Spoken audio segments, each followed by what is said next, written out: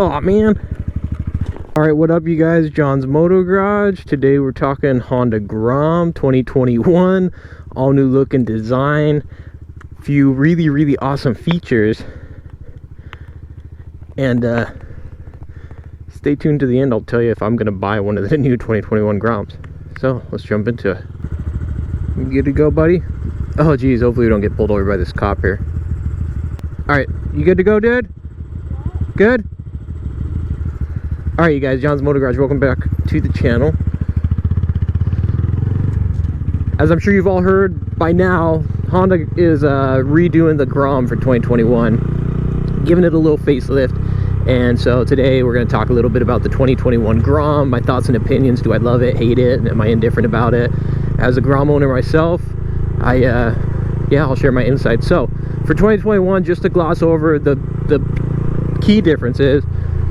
Obviously it's getting a facelift, it's going to look a little different, more of a squared off body, not so aggressive. When they came out with the Grom in 2014, had this real big bulbousy headlight.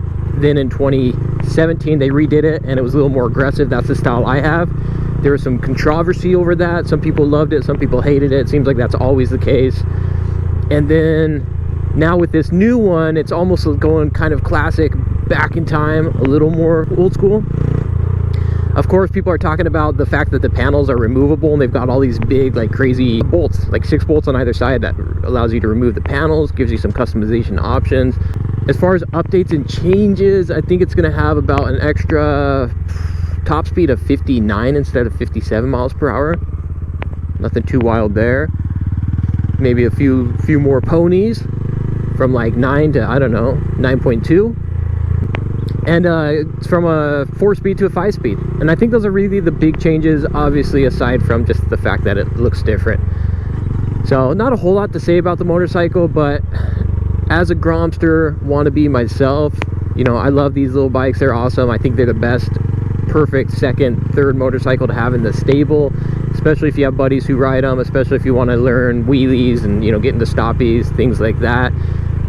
They're just not intimidating bikes. And even out on the streets, I mean, you saw, we're sitting here, my kids on a little CRF 110, a cop just rolled by us and he probably just looked at us and laughed, you know what I mean? Like they don't really care. With a bike like this, you can get away with riding, because it is street legal, you can ride on the main streets like this without running the risk of issues.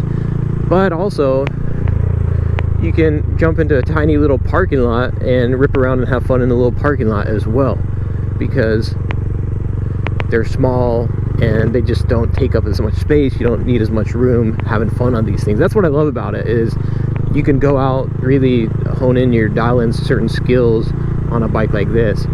And then for people who are wanting to learn how to ride, this is like the most unintimidating bike to learn to ride on, because it sits so low to the ground. It's gutless, you know, there's no power, it's not gonna kill you. Don't get me wrong, you can still get hurt on a bike like this. You know, I've looped it, I've done stuff, but generally speaking, it's going to be a much easier and safer bike as far as getting the basics dialed in. Now, I've heard people say this bike's a crappy beginner bike, and there are things that make it a crappy beginner bike, just the fact that you're going to grow out of it quickly. It is small and awkward, and the throttle on this is not as sensitive as on bigger bikes. So some people argue that if you learn on this bike, you're going to jump to a bigger bike and you're not going to be able to handle it, because you're just going to not be used to a sensitive throttle. But I really don't think that's the case. Jackie learned to ride on this Honda Grom and she easily transitioned onto other motorcycles as well. So I don't think it's that big of a deal. Personally, I don't think that's going to stop somebody. Speaking of Grom, I'm going to rip over. We're on the CRF 110 with my little dude and the Gromster Grom. It's a Sunday morning, beautiful day for a Sunday fun day ride. And we are gonna go pop some wheelies. Dude, what is up with these people just not looking when they back up? Jeez. The big question, will I be buying the new 2021 Grom? Not likely. Not anytime soon, maybe in a couple years. I still got some life left on this one here. The thing about the Grom is it's a blast, but it's really one of like the biggest rip-offs as far as how much you get for the money. You know, you don't get a lot of bike for the money on this thing. You really don't.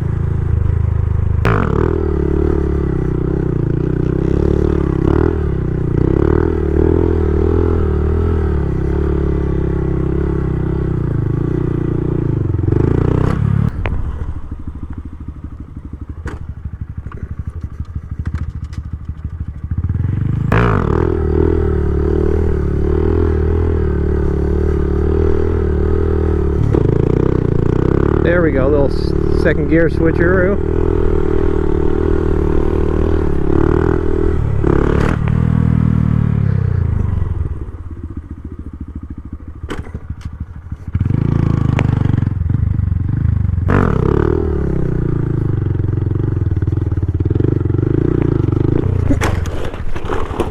Oh man. All right, what else can I tell you? I think that's about it, man. I really do. That's the 2021 Honda Grom. Drop a comment below. If you were not a Grom fan before, has this new facelift changed your mind? Are you going to go out and get yourself a Grom now? What are your thoughts on the bike? Have you ever ridden one? Or do you wonder and ask yourself, what is the craze over this freaking motorcycle, man? Why do so many people, and half the time, like grown adults, like 30, 40-year-olds, rip around on this bike that's way too small for them? Like, what could it possibly bring them that's so awesome? And the answer is joy. It brings you joy, bro. It brings tears to your eyes, man. Tears of happiness, though. That's gonna do it, you guys. John's Motor Garage. Like and subscribe if you dig it. The support is always appreciated. We'll catch you on the next one. Uh-oh, what's this guy doing? Does he see me? Does not look like he does. I can't tell what he's doing. Now I'm street legal. Just make sure he doesn't run into my kid. There we go. Alright, you guys, John's Motor Garage. We'll catch you next time. Adios. Hasta luego. Los vemos.